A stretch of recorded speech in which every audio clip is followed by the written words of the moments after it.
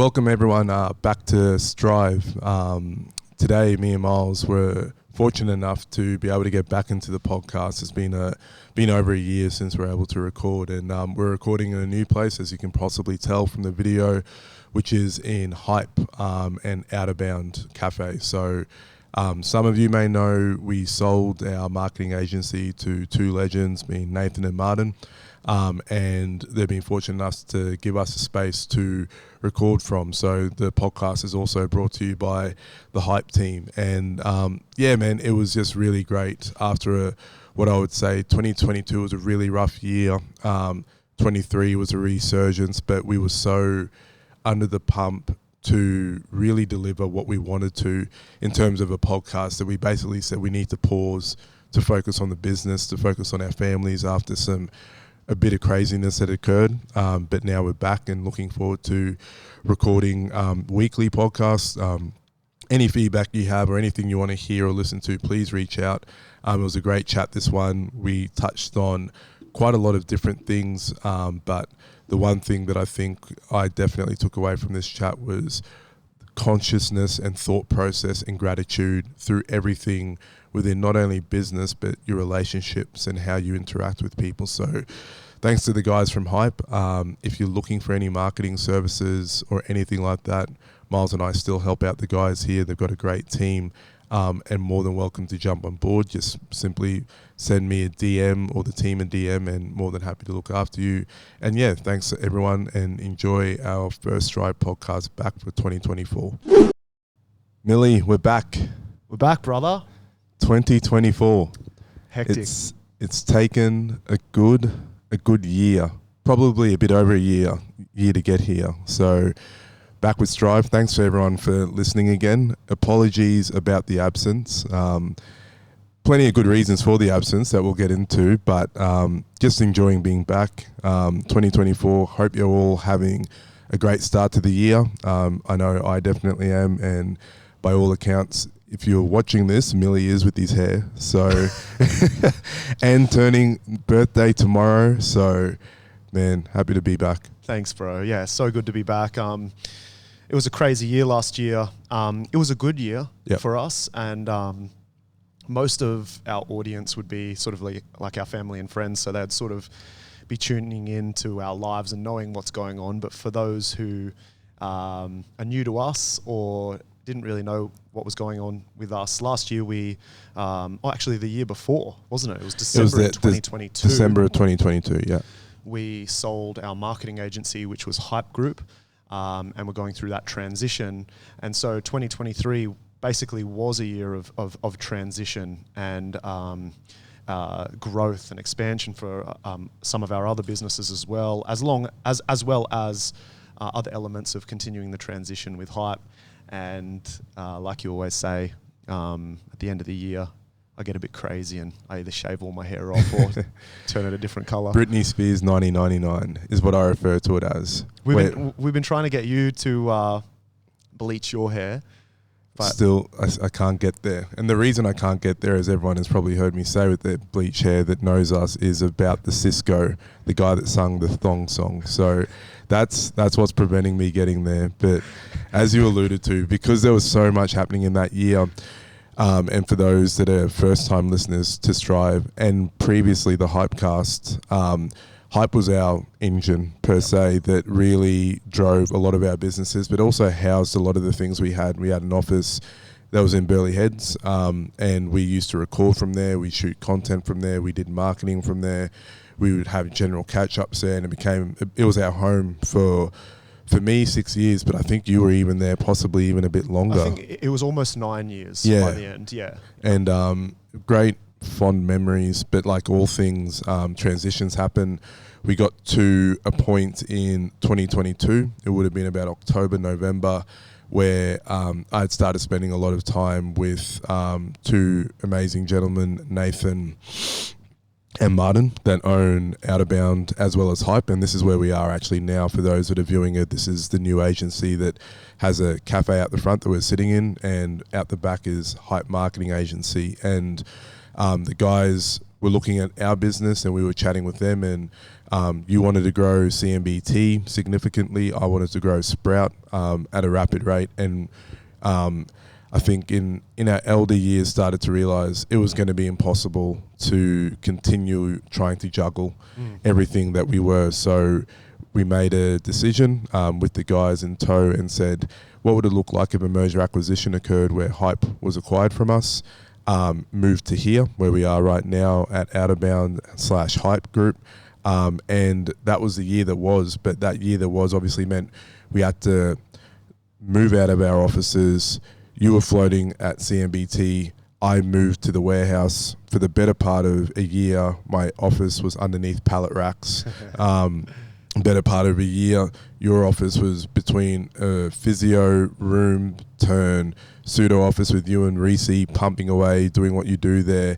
And there was a lot of floating because we were in a transition. And whilst most people, I think, probably expect transitions can be quick and easy, they never are. Nah, absolutely not. They never are. And change is always good if you're growing and developing. In our case, that's exactly what I think occurred for 2023, because I'll make no lies or bones to anyone that we'll get into this a bit later. 2022 was rough.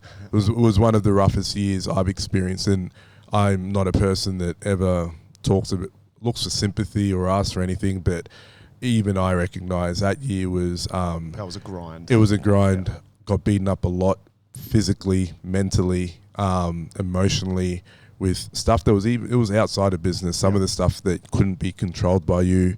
Do you know what though, bro? That, it's that hardening that sort of like, makes us who we are today and what's allowed us to survive. And I think that there's a lot of people that would have been worse off than us. Yeah. And we were so blessed to have worked to the point where we built a foundation with not only the agency at the time, but our other businesses that allowed us the diversity to keep us alive. So if one business was suffering, the other one was propping us up, and vice versa. And that was the benefit of us having the agency as well as the other businesses. The agency itself was a business incubator, and it's what allowed us the foundation to then create all the brands that we now focus on. But like you said, it got to a point where the other brands were actually starting to mature from just being a startup that didn't, that we would sort of work on almost like a hobby business where we would work on the side, or once the agency hours were over and we'd go and work on them at home or in our own time or whatever, to being, hey, this is a baby that legitimately needs to be fed and nourished. And if we want to take this to the next level, we need to put attention and focus into it. And so that was where the decision was made, where it was just like, I feel like the first one was Sprout, because it just had such a kickstart. It just had such a hyper growth. We knew it would, and we were a lot more mature in business at that time, starting Sprout and knowing what it needed to get to where it is today and where we know it's going to go. And that's when you started focusing heavily on Sprout. And that's what helped us sort of grow from there. But yeah, like you said, I think we just needed to make the decision to do the same for CMBT, the nutrition side, and the training center. And that just left Hype being sort of uncared for or unmanaged appropriately. And I think a lot of people would have thought, hey, just get someone in to manage Hype. And man, we went through that quite a bit. We did. But you really do need sort of an owner at the helm that's passionate, that's invested to make sure that it survives and flourishes and grows and pushes forward. So the only sort of answer that we had that made sense was, like you said, joining with Martin and Nathan, and them having such good experience in the agency world, already looking after huge clients like Culture Kings and Lego and like you name it, they've worked with the biggest. So for them to be able to acquire Hype was just fantastic, because we wanted Hype to stay alive. We've done so much and built such a good name for us for Hype as a brand. And we really did become sort of like the foremost agency for product development and marketing for health and wellness product-based businesses. And we just thought, it'd be such a shame to just like let that die. And it was a great business as well. So I think we were I was going to say we were lucky, but we're not lucky. You made it happen. You built a relationship with these boys, then I built a relationship via the connection that you made, and you made it happen. And I think that that's a big theme and a big lesson that I've learned over the last sort of couple of years, especially, is like, if you want anything done, like, you need to do it yourself. Yeah. Like, and that doesn't sound conducive to growth and scale, because people say you need to delegate and you need to pass things on to people. And I'm not talking about that. I'm talking about, even if you have someone on the other end that agrees on a direction or a transaction or something, you really need, if it's in your best interest to get it done, you really need to be the one that's pushing it forward. And man, I commend you, because you're fucking good at that. And it's why essentially we're here where we are today. So, but 2022 was a grind. Like I was saying, you know, we are probably a lot better off than a lot of people were. A lot of people probably didn't survive through that period. And to be honest, man, I still think we're going through, you know, for lack of a better term, a recession to some degree. Yeah. And I think a lot of people are still struggling, and the market is still dipping. And if you're someone in business that is surviving right now, all props to you, to making the adjustments and being agile and, you know, just rolling with the punches, because that's what you got to do. Yeah, I feel it was one of those situations where we're big on trying to make plans, and we put plans. We try our best to make plans and put plans on paper. And hype was one of those ones when it started. I honestly am the first to tell everyone you should have an exit strategy. You need to have an exit strategy. There wasn't one really there solid for hype. It was a case of I really loved the business. I loved the team that we had, from everyone from Joey and Lexi, Kayla and Casey, and all the people, Maddie, and all the people we had over the time period. And hence the business, like you said, was going for so long because it was a great business. But then there's also the aspect of, I think a lot of people in this world are losing instinct in terms of knowing when things are just like, nah, I have to do this now type of situation. Because it wasn't like we had sat there and put up a for sale sign on the business. There was nothing like that. I remember just distinctly sitting down. It must have been about September or October of that year, and we had just announced that we were going into Chemist Warehouse with Sprout, and I was like, okay, I have to fly to Melbourne. And then the exact same day, you were telling me, I believe it was a pitch for Switch Nutrition, that you were going to be taking place there, and it had some product development in it. I couldn't be there for that. I remember thinking to myself, I really would have liked to have been there for that, but I couldn't, just the nature of the beast. But it sounds like, well, I know you guys killed it anyway. But you came back and we caught up the next day, and I was like, we got Chemist Warehouse done, and you were like, we got the Switch job.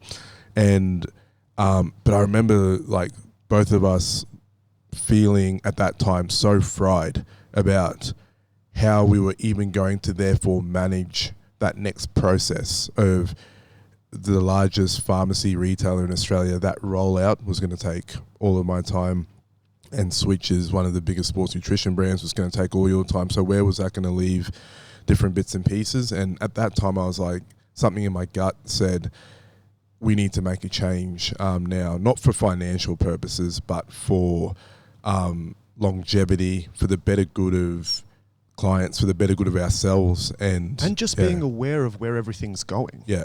You mean we've put the energy and time into growing these businesses, and now they're growing. The snowball is moving. There is momentum. And it's like, we can't just pick and choose when to stop that snowball, and then it's going to start where we left it. You know, that thing starts rolling now, and we got to roll with this now. So I think, just identifying where we were, the energy of all the businesses and what they needed when they needed it. But like, there was a couple of things that you mentioned in that, which I think is worth chatting about, which is, one of them was obviously not having an exit strategy to begin with hype. And it's like, it was really my first main business, right? And so when I started that, and when you came on board, we always had it as a vision to be a business incubator. I talk about it a lot, especially for people who feel entrepreneurial and they want to create a startup, but they don't have money from friends or family, or they don't have savings, or they genuinely start with nothing. And this is something that I want to talk about a lot more. And so, starting a product-based business is impossible. Like, the capital requirements that it takes to start a product-based business. So I knew that that's what I wanted and that was my intention, but I knew I'd need to do something with my hands and my skills to begin with, to transact just based on my effort alone, to build something that I could eventually use to then build the next thing, which is what my initial desire was, to build something to do with products. And I thought it would be clothing, because that was my previous background. But obviously we spent a lot of time in sports nutrition, and then when you came on board and just even pushed even more sports nutrition experienced into the whole ecosystem, that's just obviously the direction that the business took. But even then, you saw Hype as a product development incubator as well. But then we sort of thought, and we talked about it a lot when we were talking about strategy, it was just like, I think that we will be able to maintain this Hype business as a product, as an agency for all of these businesses, and we can keep it. And then maybe we will pull back from doing client work, and we'll just keep the agency for our own brands. And when you start building the agency and it becomes a 7-figure agency, let's just say for the sake of it, you go, well, this is actually a genuine business. Yeah. So do we want to start saying no to clients and losing that revenue, and then literally just focusing on it just didn't seem right. It felt like there could be an exit or an acquisition that made sense, that would put some cash on the table for us for the effort that we had gone through. Not to mention, we never really paid ourselves appropriately. We would have been better off if we had full-time jobs, like we did before we started this. Yeah. And so the only way that we would get any sort of benefit from the effort that we'd put in starting this agency was to look for an acquisition. And the second thing you talked about was we weren't really looking for it, but the moment that we decided that that was the direction we would take, things started to appear. And it's the same sort of concept where you're like, oh, I'm looking for a red car. You've heard this saying, and then all of a sudden you see red cars everywhere. And it's sort of like, okay, when you've made the decision that, all right, we do want to look for some sort of acquisition exit for this agency, you started to have conversations, and it started to become part of your conversations. And then all of a sudden the puzzle pieces start coming together, and then you can start taking the steps, and then energy starts coming from the other direction. And then all of a sudden a transaction takes place. Yeah. And so I think that that's the first thing, is like, you weren't even pursuing it, but the moment that we both agreed that it should be the next steps for the agency, then the energy sort of turns, and you start focusing a little bit of attention on having those discussions and making it a reality. Yeah, it's definitely, as you said, that's exactly kind of how most things in life occur. I think one of the things I've noticed more than anything is the aspect of indecisiveness literally can get you killed. Like that thing of you seeing someone like walking across the street and they stop and they freeze in the middle, and you're like, no, just keep running. Like, you're better off just going for it than just hanging somewhere in between. And it's one of the things I feel after a bit more experience within our process of business and everything like that is instinct plays a massive part of that. But the instinct you've developed has come from years of experience. And when I say people should trust their instinct, they should trust their instinct if they've done time in chosen field, whatever your field may be, because you're generally going to be right. You felt it, you've experienced it, you've got energy around it.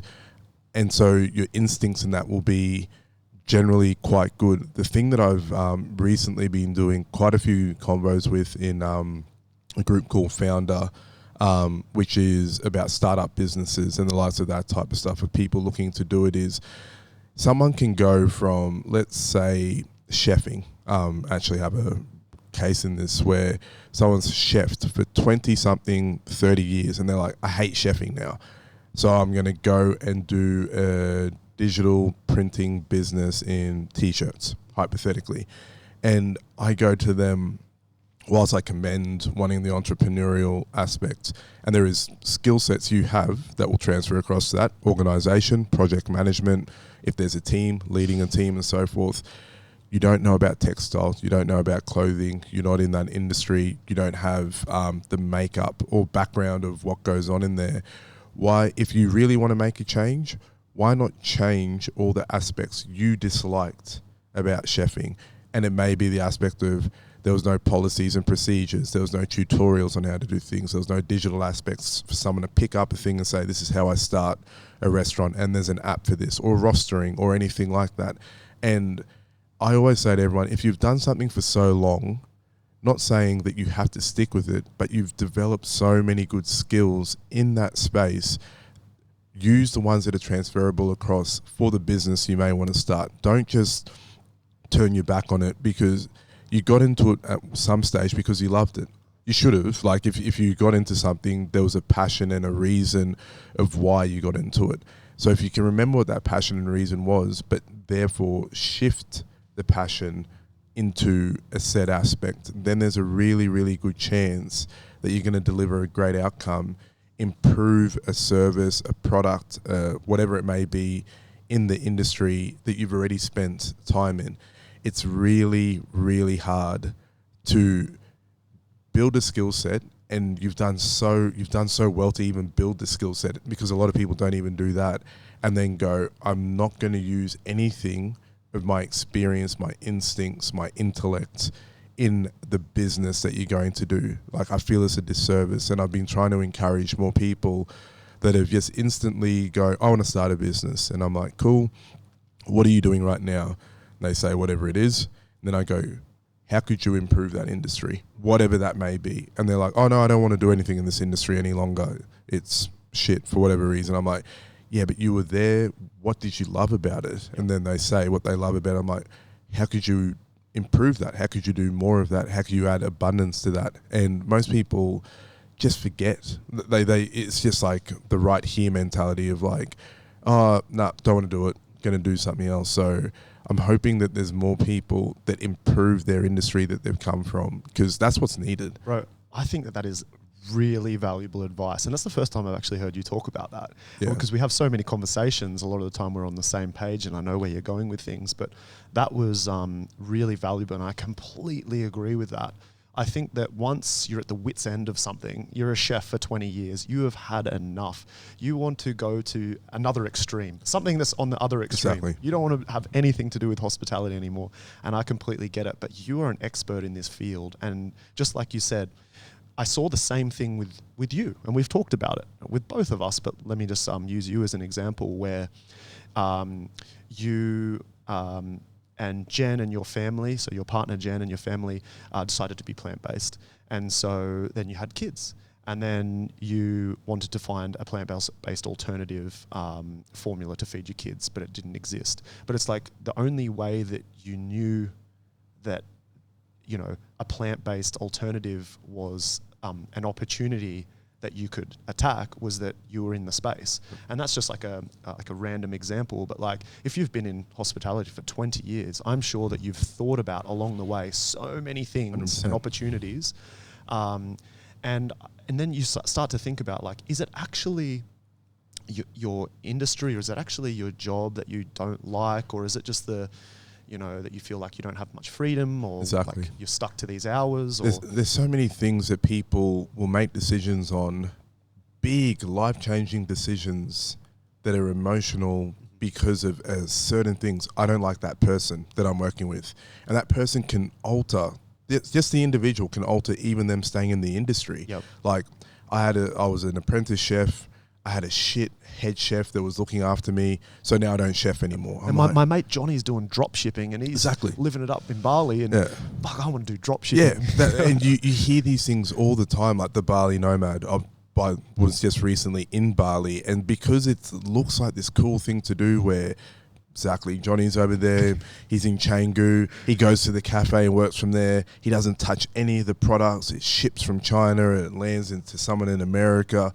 So I want to do that because I heard that was cool. And I'm like, you don't even like whatever it is that Johnny is selling, so how could you feel you would have enough passion and drive to actually deliver a great end outcome. And that was the biggest thing where I've been trying to say to people, like, trust me 100% when I say this, if you start a business, there are going to be more shit days than good days. And so if you started it for the reason of you thought this would be easier, or this looks more fun, or there would be more excitement in this compared to whatever you're doing, you're going to be wrong. Yeah. I can tell you that part you'll be wrong about. What I can say is if you started it for the right reasons, even though there are more shit days and good days, the wins and the fulfillment of getting some of those wins supersede any of the shit days. And what you can deliver eventually, and it could be a 3-year game, 10-year game, 30-year game. You don't actually know. You just hope you can do your best, is like sometimes can change the course of the world, your community, your family, your friends. And that is why you should do it. Yeah. If it's to send something from somewhere in China to someone in America or Korea or somewhere and go, I made a couple bucks, you'll burn out. It's just not gonna work. I think again, that's valuable advice. And I think a lot of people like the idea of starting a business because they think they're going to make more money, and a lot of people as well, like even people that are in executive positions that might even see financial statements of the business that they're employed by, for example, or if they have access to that. Or maybe you're working for a boutique business and your boss, for lack of a better word, is good enough to show you the financials and want to help you upskill and get you involved in thinking about the business in that aspect. You then look at the numbers and go, whoa, well, if I just got rid of this building that we're in, and if I just got rid of the staff members, because they're not very good anyway, I can do this job way better than them. And if I just did it myself, are you telling me that I can make all of that money on that profit? Yeah. Shit, my life would look pretty good, wouldn't it? And then it's like, we've been through this situation so many times as well. And it's like, mate, you're in for a rude shock because it doesn't really work like that. You're missing a lot of things that you're probably not even privy to about what it takes to run a business, how to get clients, how to transact and generate money. And then, like, the reality is that you're not going to make, well, for the majority, the 99% of people that are starting businesses for the first time are not going to make more than an average wage for years. Of course. If the business succeeds and it grows, great. If you can get to an average wage or the wage that you were on when you were a full-time employee in business, whoa, that's huge. It's massive. Massive. And then if you can grow it beyond that, then that's like 1%er. That's like amazing. I think the other thing that people... what I was going to say is, like, that's why you need to be doing it for the passion of it, because it's not about the money. Because if it's about the money, all the hard times are going to break you down. It's not going to be worth it. Well, that's exactly right. And I also think that there's an easy thing to read numbers and think that means, like, paints the full picture. Like, you get a profit and loss statement, you get a balance sheet. And people make these assumptions on, the profit was 200K and that person's salary was this and whatever may have you. But a piece of paper only shows so much about what that person has actually been through to even be in that position. To be honest, if anyone has a piece of paper in a business that reads green and profit at the bottom, anyone that is knowing a business owner should really commend that person on just one, their resilience, their ability to push through that much shit to have even got to that position, to pay everyone else out, to pay all the taxes, to pay all the super, to pay all insurance and all the other things that come along with it, keeping the roof on, keeping the lights on, all that type of stuff, and then still see green. That person is more resilient than you probably recognize at all. That if they've done it time and time again, they deserve, whether you like them or not, they deserve your respect. Bro, it's when you realize that you're a part of a game or a system, you can then adjust accordingly. And what I mean by that is, like, there's tax to pay, there's super to pay, there's all of these things that you're talking about that you don't really consider. And it's not that these systems are there or designed to bring you down or not allow you to be successful, but that's just the system that we're playing in.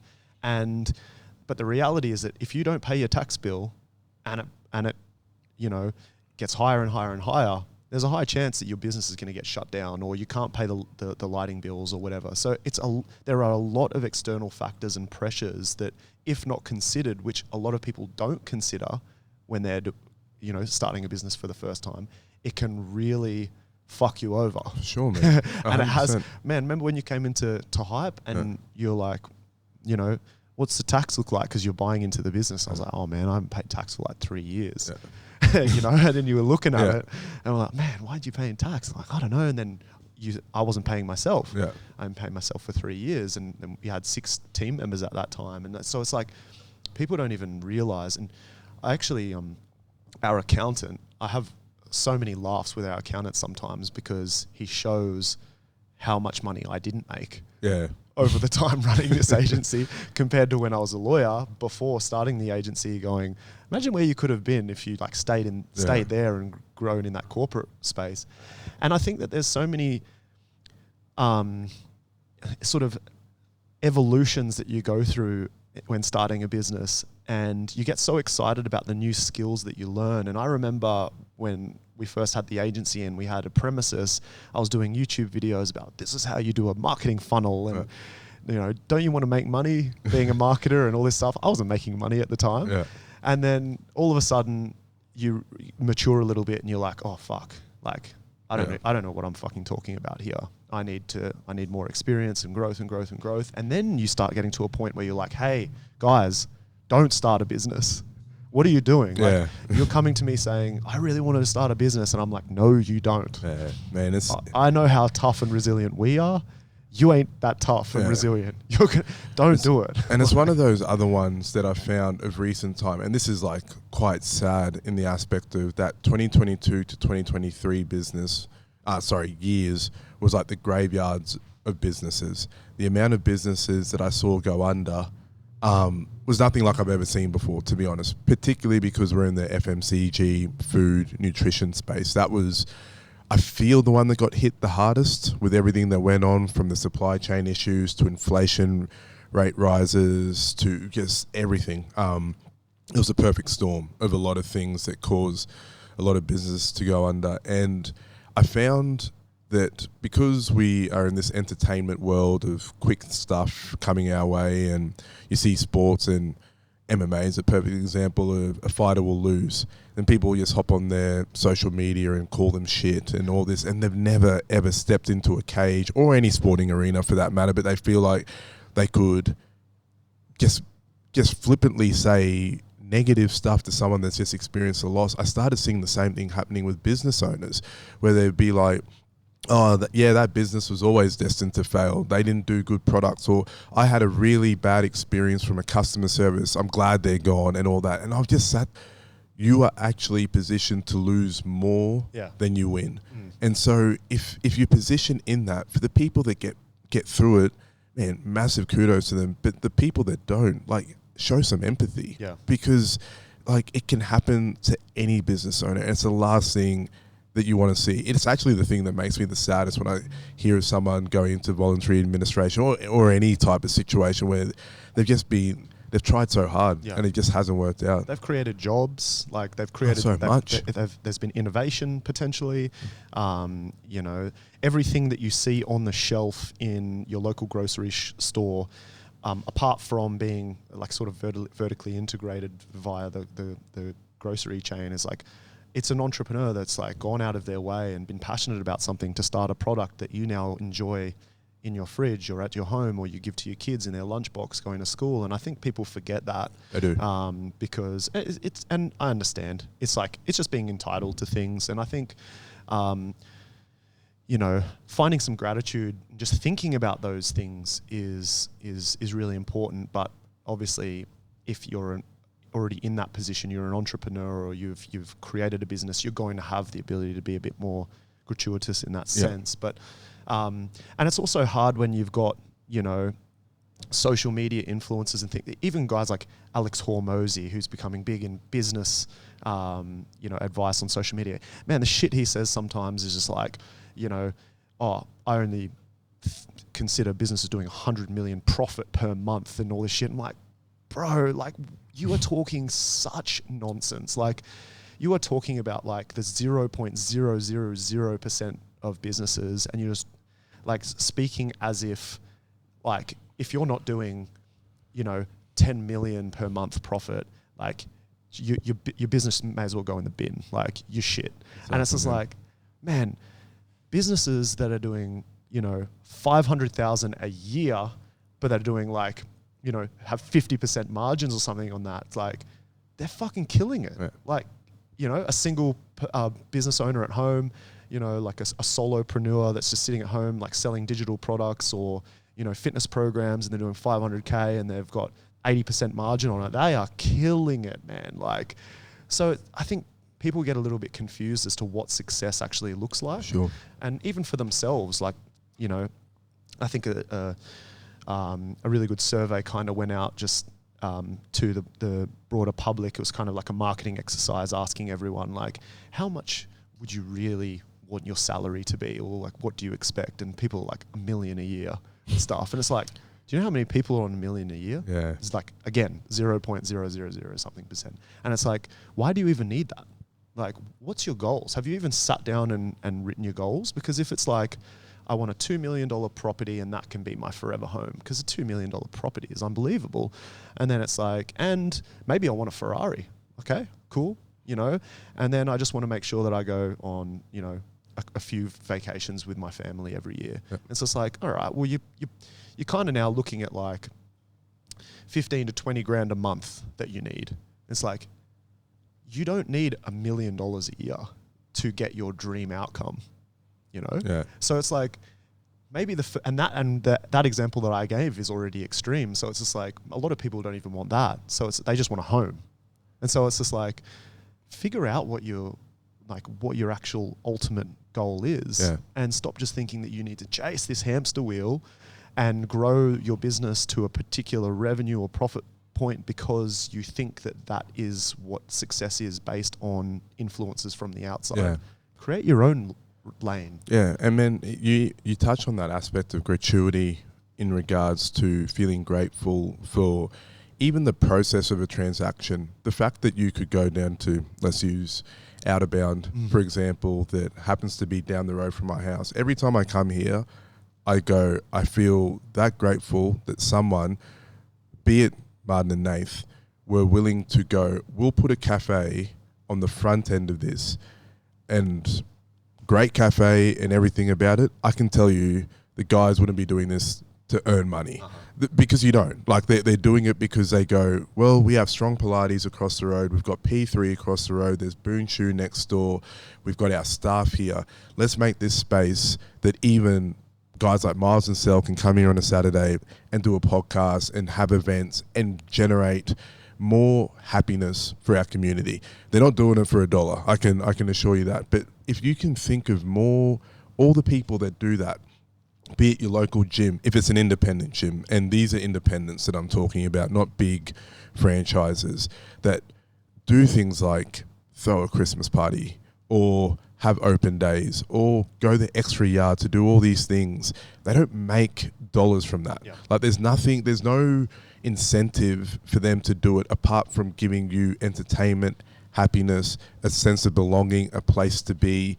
And if you can think on their end that they've gone out of their way and they're not doing it for the sake, they've pulled money out of their pocket to give you a better experience, whatever that experience will be, you'll respect and appreciate the places you are so much more, be it cafe, nursery, gym, you name it.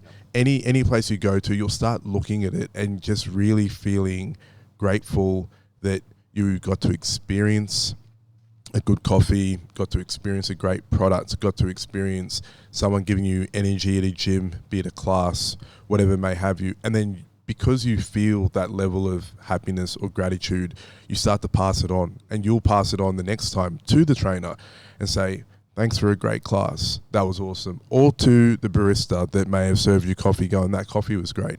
And you'll go back there again, or you'll go to wherever may have you, but it'll start to make your experience so much better, where that level of like unconsciousness of like, grab my coffee, whatever, went to the gym, that was whatever, went to a place for whatever may have you, picked up this thing from a bookstore, there was an independent bookstore, cool book. And if you go through the life like that, then all of a sudden you just realize that you're just in this robotic state that isn't actually giving back in any way, and at the same time not being appreciative of all the really cool stuff and levels of experiences people are trying to give you. What you just described then was like an insight into your mind and your way of thinking, and it's via hardship and an understanding of the power of energy and the impact that it has on results. And what I mean by that, and I'm not trying to be all like airy-fairy, but as a business owner, especially for startups, your energy dictates the energy of the business, which is a living organism that you are trying to grow and nourish and build up. And if your energy is not in the right place, it's going to impact the energy of the business. And we've talked about this so many times that if we were feeling down, particularly me, because I'm way more emotional than you, it has an impact on the business results. If I'm down, I'm not feeling it, I'm buying into those negative emotions and I'm down for this month and I'm feeling sorry for myself and I'm annoyed with staff and I feel the pressure of expenses and things like that, and it's just not all working out for me. You know what happens? I attract that negative energy, and the monthly P&L shows that our results are shit. And when I snap out of it and I'm grateful and I have gratitude and I feel a burst of energy come through me and I'm saying hello to everyone and I'm feeling excited and I'm feeling motivated, my actions start to, that energy starts to permeate through my actions, and then I'm doing more, and then the momentum builds, and then people want to be a part of good energy and they're attracted to good energy. And then all of a sudden this month, hey, the results of our business look pretty good. And so I think people really, really don't respect the connection between their personal energy and the results that shows in the business. And what you were explaining then was just the way that you think, and just knowing that you're grateful for everything and you understand the place of everything and how all of this is even here. There's some surfboards behind you. Someone's shaped them. Someone's gone out of their way to say that this is a business that I'm going to start, invested in creating a space where they can, and purchasing the hardware or whatever they need to create this, and now put it in this shop to sell it. And it's all part of this ecosystem that we live in that makes the world go round. And you're either part of it and you're trying to contribute to it and do your part, or you're just a wanker. Yeah. you're just in that unconscious zombie state. It's hard to explain to people that if you don't have gratitude for the simple things that we have, then you're pretty much just missing out on all aspects of life, because it'll all stem from there. And I know a lot of this chat that we do is usually around business owners and business starting businesses and all that.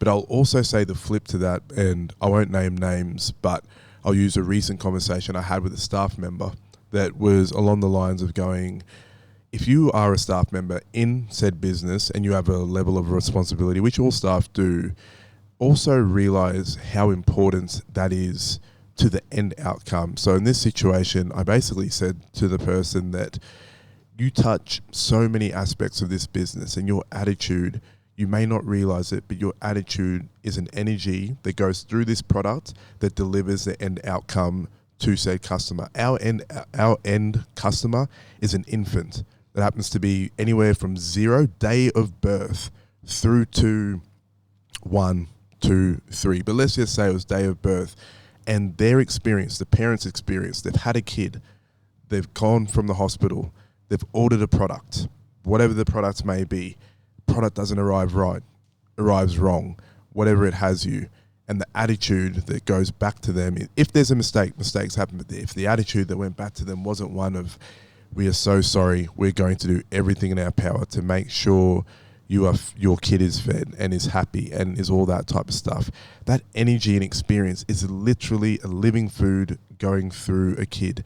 That is the most important job, one of the most important jobs in the world. As a parent, your two jobs are keep your kids safe and keep them fed. That's effectively your 2 jobs. You are responsible in that chain of command, that you have to understand that your attitude, your energy is so important to delivering this end outcome. And the end outcome is a happy kid, and a parent only cares about their kid. Like, you have to understand the knock-on effect of the simple things, how important they are towards the very end outcome. And if you can at least think of the end outcome, if you're a staff member, of what that means to someone, it can mean everything. It can literally be the most important thing that is happening in that person's life.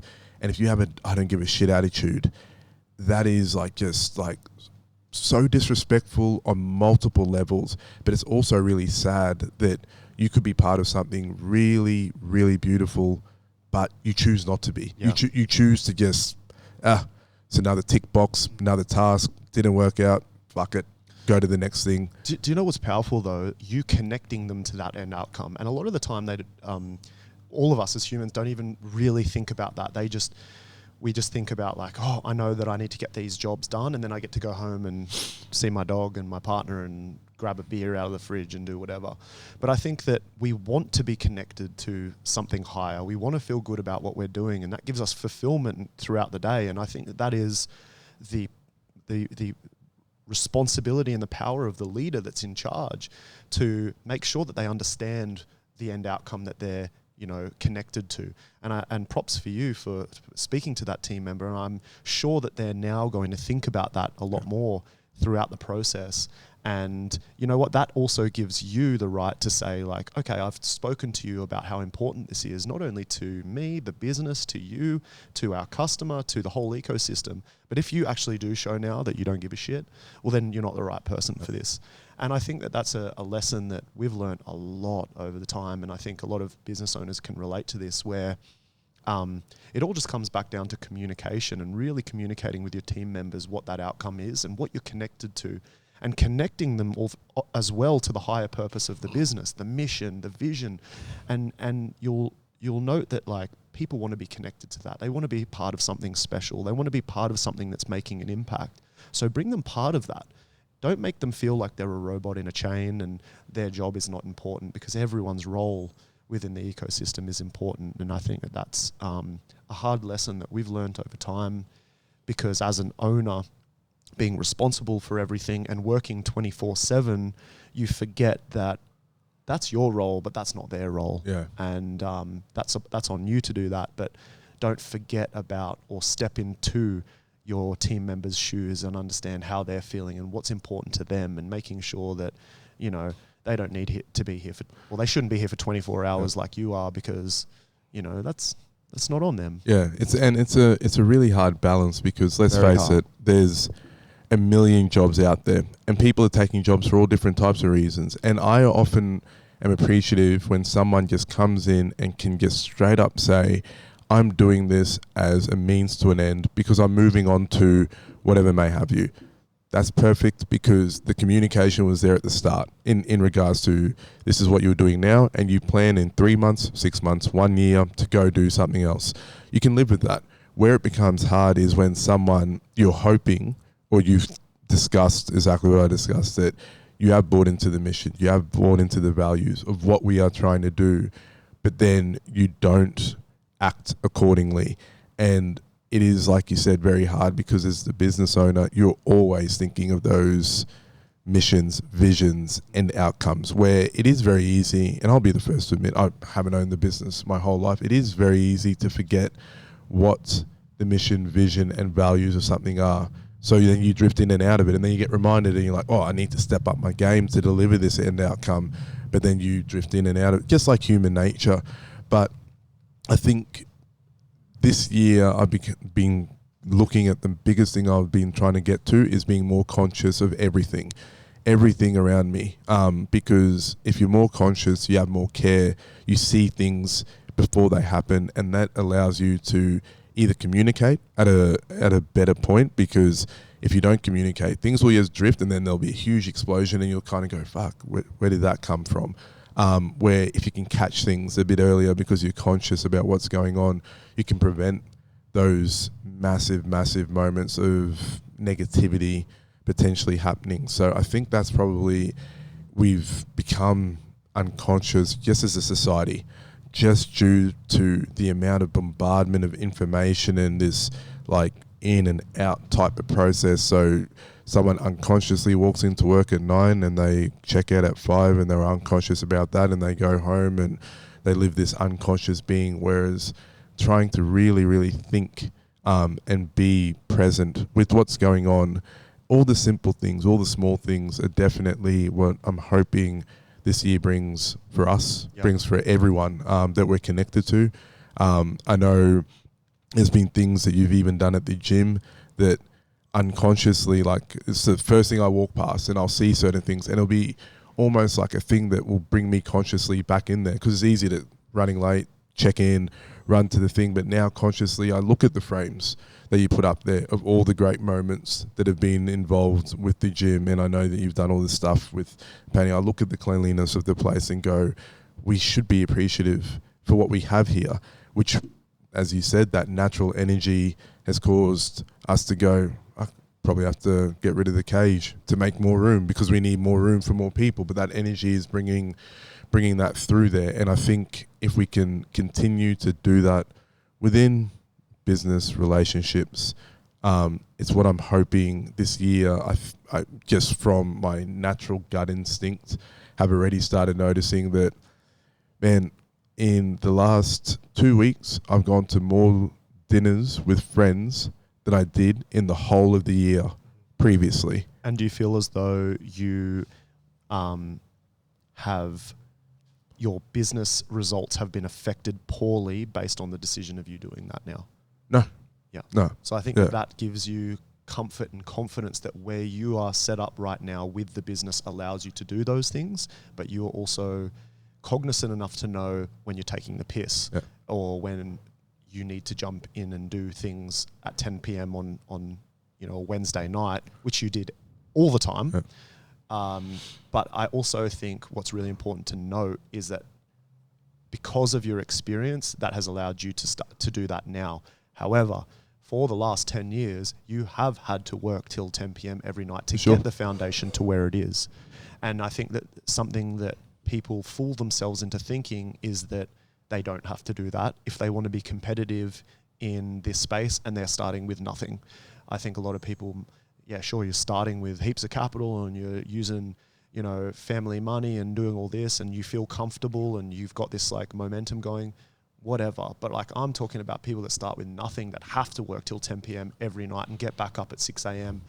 and they can't go out with their friends and family and stuff. But now you've gotten to the point where you do feel comfortable to go out with friends, and that is success to me. Yeah.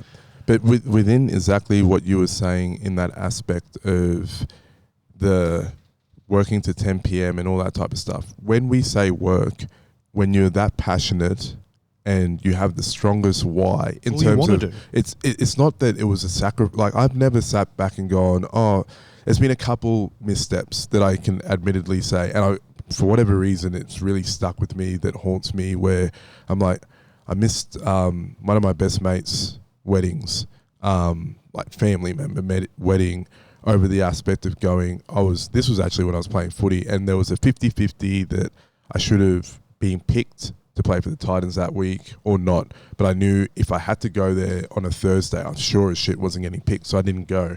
And that stuck with me because that was like a one-off life moment for him that I should have been there for. So there's certain ones that I look back at and go, maybe I should have made a different decision on that time point, but very rarely. There's probably two that I can think of that I've gone, at that time, that was what I needed to do. At that time, it wasn't a case of I'm working overtime or anything like that. It was like, this is the only way we can possibly see fruits for the labor that we're putting in. And that's what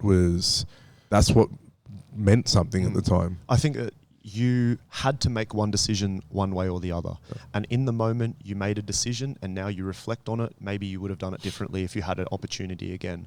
But you have to make a decision, and you're not going to make the right decision every time. And you might not even know that it's right or wrong until 10 years down the track.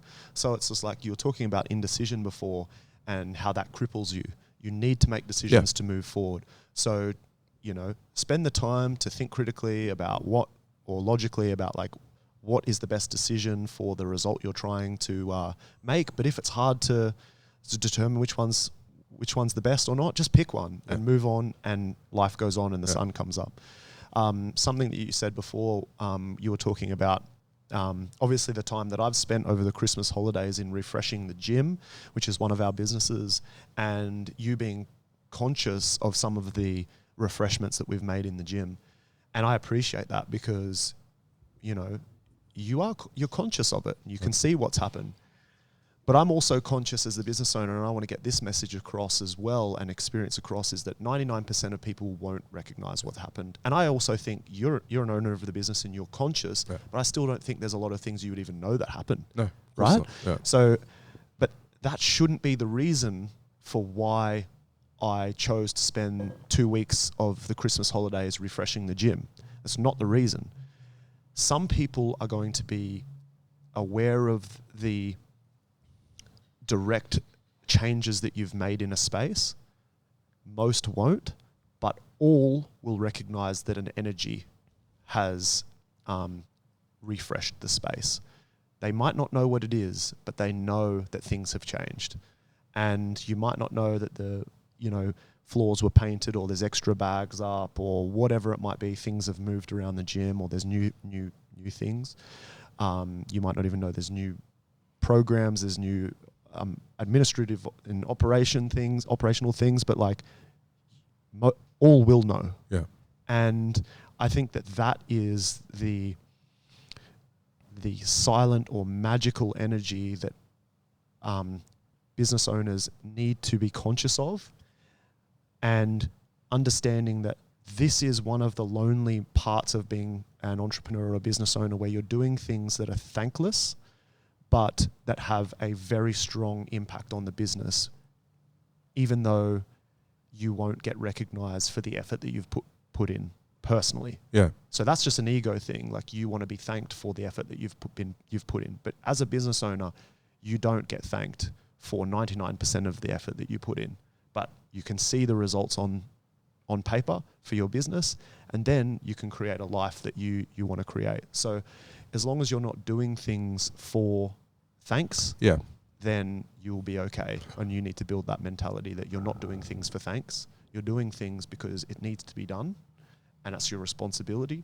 And if you don't do it, competitors or someone else will do it better. I just know that it's ingrained in us that if there's a moment, or if I have an itching feeling that this can be better, and this is a moment that I can finally scratch that itch, because we're not dealing with clients, or there's no members in the gym at the moment or whatever, I'm going to attack it. Yeah. And that's why for a lot of our businesses in the gym, particularly in that particular space, it is quickly growing as the best gym in the area. And it's for that reason. Yeah. And I think also within that framework, if you are a person that is in one of these places, no one's saying go out and like pat someone on the back or say congratulations or thank you or anything like that.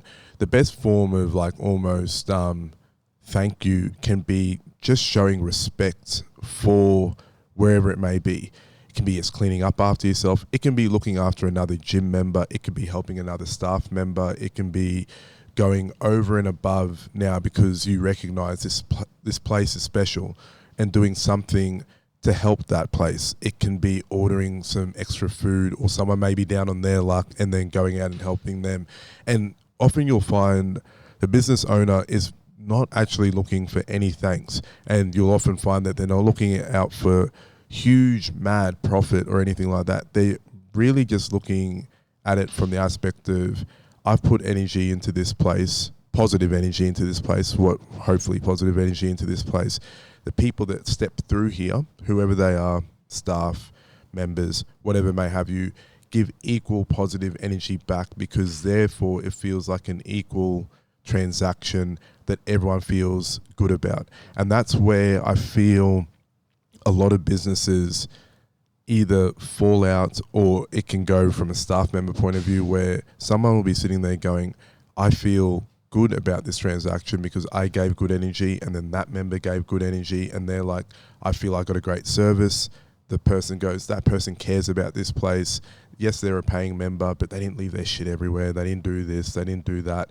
And same thing goes for staff. So I think probably out of all things is that if you're able to match what someone else is trying to deliver to you with whatever your service, your product, whatever it may have you, then that's how businesses really grow. Be it you're delivering infant formula and you go over and above and make sure that the customer's well looked after and all that, a customer will probably give you a great review or refer something or do something that therefore builds your business and it keeps growing. I think people are just too used to now thinking, I'm going to throw this out there, whatever has you, product or service, it can just be standard and I won't do anything extra to deliver something. But why is it not growing? Or why am I not getting this? Or why am I not getting thanked? Or why isn't more members or service or whatever it is, more money coming through the door? And it's just simply the aspect of... That's the problem. You're going, why me? Yeah, exactly. And that's the wrong attitude. And it's just going the aspect of just deliver the very best you can every single time that you can. And it sometimes will fall short, sometimes it won't. But if you know within yourself you tried and to deliver your very best, good chance that the energy will start pushing that way. Then the transactions will start coming your way. And then maybe there'll be a small bit of money that comes through. Not immediately, maybe not even after 5 or 10 years. But if you kept down that path the whole way, you'll end up in a positive. Yeah. And although this sounds negative, it's comforting when you see it this way, where you go, no one cares about you. Yeah. And I think that when you start realizing like no one actually gives a fuck, it's just like they just want to come in. You're like you've gone out of your way to offer a service or a product. That's what they want. Like they don't give a fuck if you're okay or not, or how hard you've worked for this. You've given this. You've put this on the table for me. Now this is what I want. So just give it to me, and if you keep giving it to me in the way that I want it, I'll keep buying it from you. Yeah. And then you worry about you. And you worry about sort of getting your life in the best shape that it can be and managing your health and your mindset and your relationships and all that sort of stuff. But don't make me, as the customer, responsible for how you feel. And I think that that's the comforting thing. But that's also what I'm talking about entrepreneurship and being a business owner, feeling lonely. You feel lonely because you are doing these things, you are giving. And if you're not ensuring that you're filling your own cup along this journey, then it can be very exhausting and all you're doing is giving without anything in return. But you're responsible for what you fill back in your cup. You can't make it anyone else's. Yeah. And I can literally visualize in my head the Christmas holidays over 2 weeks, and I can see you alone in the office, sitting in the back corner on your computer working away. And you know that that's an obligation and responsibility for you to make sure that you're going to get ahead, and when everyone comes back on board, everything's good and going and all that sort of stuff. But although we love those moments, those are also the lonely moments, because then everyone comes back and they're like, how was your Christmas holidays? And you're like, what are you talking about? Like, I just worked. And it's like, that sounds really like terrible or like sad or whatever, but it's not. But there are elements of like loneliness in that you can only relate to other people in that situation. Yeah. But you know what, man? I think there's so many valuable things that we touched on today that I think we need to go into further depth on. And something that I really want to provide with this podcast, particularly if you agree with me, is I really want to give no nonsense advice and experience based on our experience. And I know that we're only two people that have gone through experiences that we have, and other people have gone through many others. But I know that there's a lot of people that are going to relate to us and relate to where we're at in business and what our journey has been. So I really want to give no nonsense advice. I want to avoid any bullshit, and I want to check the bullshit, and I want to, rewrite or rebalance the information that's going on out there, because so many people give crazy advice and crazy expectations on what it is. And I want to go, cool, I'm trying to get you to avoid wanting to become an entrepreneur because it's really fucking hard. Okay. But if you haven't listened to that and you still want to be an entrepreneur, cool. All right, let's go. I'm going to give you the real facts on what it takes to generate any form of business success based on our experiences. And that's essentially what I want to create from this. Yeah, man. And my whole thing was just in all platforms, and we are going to do our very best to give more information, because like we said, there was a year of just pure struggle where the thought of even being able to record something consistently was not going to happen. We just had to be honest with ourselves and go, we need to pause, because to get through this, to even be able to speak on something else, if we were spending our time at that time point recording different things, we possibly may have not made it out alive. That's just the nature of it. But within that being said, my big thing that I wanted to do is say, I'm turning 38 this month. So we fall into a certain sector of time period where we were part of the internet starting and social media, and we started a business through that period. Our kids will probably start a business during AI and all these other things. We started a time period where there were a lot of things that were great, but there were a lot of things that were against you. And there were other business owners that were before us that had heaps of things that worked in their favor, but they didn't have as much access to information. So when we're talking, I'm talking from a person that has been incredibly grateful to be where they are, has 2 kids, lives on the Gold Coast, has gone through starting something at the age of 26, is now 12 years on and still trying to do things. But also talking truly from that point of going, we weren't given shit. We didn't get a trust fund to start these things from. We didn't get given a runway to try and work this out. We've had some fucking bad losses within that period, had some good wins, hopefully have some more good wins. Good chance we're going to have some more losses within that. But just speaking straight from, this is, I guess, our time point and perspective, and not saying that someone else, or I know other people have gone out and done it better from the same time point and perspective, but there is a good chance there are a lot of people that are going through that same thing, similar age, similar demographic, and gone, basically what you were saying, I've been so lonely on this path of having to do this, and I hear this stuff and that's not realistic, because I know what's realistic for me. And that realisticness of where we are and what we're doing is what we're trying to pass through. Yeah. Nothing more, nothing less, really, in that whole aspect. Yeah, 100%, totally agree. And I think even trying to be as modest as possible, the breadth of experience that we've had in starting, exiting multiple businesses along this journey, operating multiple different businesses in different industries, whether it's health, whether it's a software business, whether it's hospitality, and whether it's service-based, whether it's product-based. Like, when you actually think about it, it's like, holy moly, we've got so much experience doing all these things. And then also learning from others who have done it better than us, or whatever it might be. And so I'm really excited for this journey with you, man, to do this podcast again. And also, which is worth mentioning to our audience, we are going to start consulting, from doing business consulting. Sel is already consulting on the Founder platform. He's a coach on that platform, and he looks after many clients with various business requirements. And then we're also going to, I'm going to jump on board a lot more, providing business consulting in a small capacity via this Strive vehicle. And so if you're interested in learning more about that, send us a DM or get in contact. And then obviously we've still got or Hype Agency is still here. So if you require any digital marketing, performance marketing, design, branding, website development type work, you know where to go, and that's where we'll send you. So and if you want any advice about that as well, just reach out. But yeah, man, I'm excited for this journey. I'm going to do a lot of podcasts myself as well to keep it consistent and keep it going and get the content out there and share some messages from myself. And I encourage you to do the same. And obviously we'll get together and do this on a weekly basis and get this out there. Awesome, man. It's good to be back. And thanks to everyone for the patience. Like we said, been a year, but 2024 is shaping up to be awesome. It's the year of abundance for me. What about you? Man, the year of consciousness. Ooh, you did it. Yeah. You got your word. Yeah, I found it. You guys. What's your word for 2024? We'll leave you with that and let us know what it is. Thanks, team. See ya.